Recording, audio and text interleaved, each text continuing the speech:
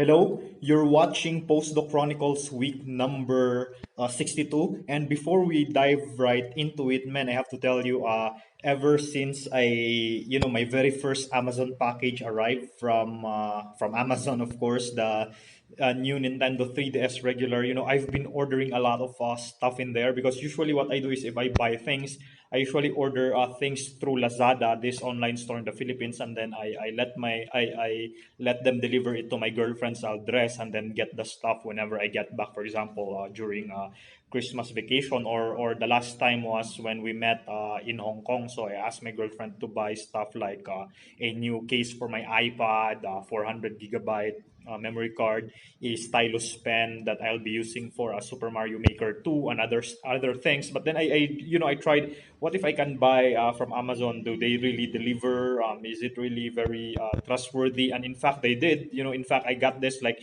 within the same week that I ordered it, like I mentioned before. And I've been ordering a lot of stuff ever since. So, for example, this is hard to look for right now, the screen protector for the new regular 3DS, because a lot of the things that are in store right now are for the XL one. So the nice thing is not only did I get a screen protector for it, these are the tempered glass on the upper screen. Of course, the lower screen has to be not tempered glass because it's the touchscreen of the lower screen for the 3DS is of course resistive, so you can't put a glass in there. It would be very hard to press. So it's still the regular plastic, but it's still nice that it has its cover. I was also able to order the mod that I did right here, which basically replaces the original C stick for the 3DS regular with the analog cap found on the PSP Fat, so it fits right well. That way, you can play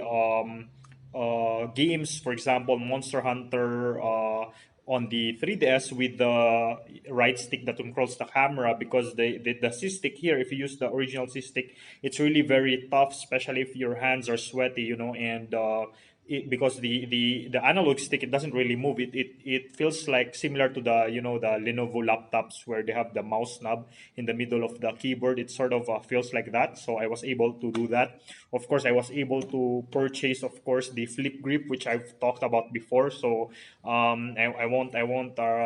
have like an unboxing video of this one. This one's not from Amazon. It's straight from the guys that are selling this. But still, I was confident to order that the moment I was able to get the Amazon thing. I was also able to get, to mod a replacement casing for my Joy-Con, because I always wanted to have a D-pad, for them. So this guy and this one, blue green, is actually my favorite color. Most people think it's black because I always wear black, but yeah, it's actually blue green. So it's really very nice. So I really love this one, especially the D-pad. Now I can play platforming games better, like Shovel Knight on my Nintendo Switch. And so I still have like some of my upcoming packages. I still have like the bag for this one, a TPU case and stuff. And I also was able to buy a very nice screwdriver from Amazon when I also bought the Joy-Con replacement shell, because this is the first time that I realized that there is a reason why there are certain screwdrivers that are priced very expensively. Because typically when I buy screwdrivers, I usually pick the cheapest one, and usually what happens is when I use them on devices, they strip the head of the screws, and then it becomes very hard to take them off, because it's basically the metal of the screwdriver becomes stripped, and then they become unusable eventually. But this guys that I got, let me see if I can find it here. The brand is called Wiha. This guys, and it's made of chrome, vanadium, molybdenum, steel, and these are all Philips precision screwdrivers. And it's very nice because every time you turn the screw, you can really feel that the screwdrivers are very tough. They don't get peeled off and etc. But anyway, before we go on to the Post Chronicles, let me talk about the video game here that I am displaying right now, because this week Nintendo also did the Indie World, which so they changed the name. This is a video where they showcase up new and upcoming indie games. Before it was called Nindies, and I love that term better, because indie game for Nintendo, so Nindies. But I don't know why they changed it to Indie World. But anyway, some of the highlights of that show was the Risk of Rain 2. They're releasing it summer 2019, so maybe it's around within this month or next month. And I really love this game. Risk of Rain 1, I played to death on PS Vita. I also have it on my Nintendo Switch. And then what else? Super Hot, the shooting game where everything stops if you don't move, and then the enemies or the environment moves when you move. So it's very cool. And then there's also Ori, and then what else?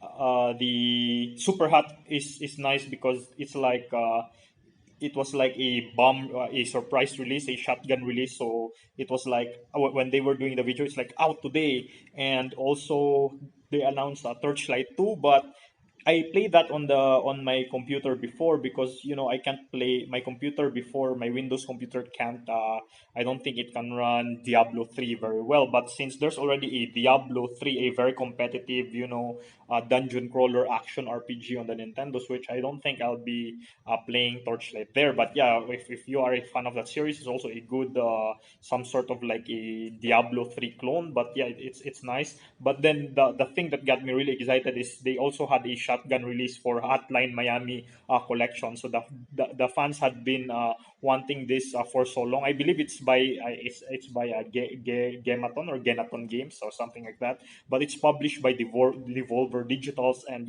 if it's published by Devolver Digital, you know that this is a quality game. And I'm so excited for this one on the Switch because I've played this a lot on the PS Vita. In fact, let me get them here. So Hotline Miami 1 and 2, I both played on the Vita. Hotline Miami 1, I believe I finished this already three times on the PS Vita. And if you can believe it, I also finished it right away on the Nintendo Switch. So it's a short game, but because I already know what to do, I already know the stuff that you need to do on the game. So Hotline Miami 1 is fairly short, especially if you played it already. I also have Hotline Miami 2. So these are like the this I finished like twice on the PS Vita. And yeah, I wanted them to play them again on the Nintendo Switch because first of all I want to experience them on the big screen, and second I want to know how the developers utilize the HD rumble. And man, it did not disappoint. It's still very cool. So basically the game is a twin stick. It's like a top down over the top insanely brutal game set in the 1980s. So we're talking about very nice techno beats, very very lovely music right there. And then you're basically this guy with a mask, and then you go around.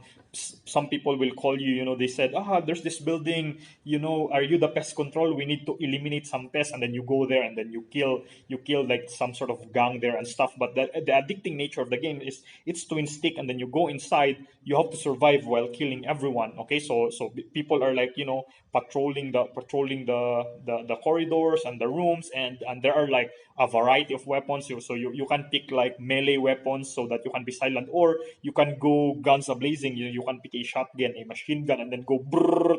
So but the nice thing is the moment you're dead, you have to repeat the floor. Okay, so it's really very addicting. Like you move around, and then you're almost done, but then you died, and then you're like, so there's an enemy here, let me do that again. And then the addicting thing about this game is the reset is very quick. So you just press X on the PS Vita, B on the Nintendo Switch, and then you'll begin again. So you're like, okay, I know what to do here, I know what to do here. Now I know there's an enemy here, so let me go at his back and something like that. Yeah, it's really very cool. And I'm really looking forward to them releasing or making Hotline Miami 3. So I'm so excited for that. But anyway, going to Postdoc. So not a lot to report this week. That's because I'm still fleshing out the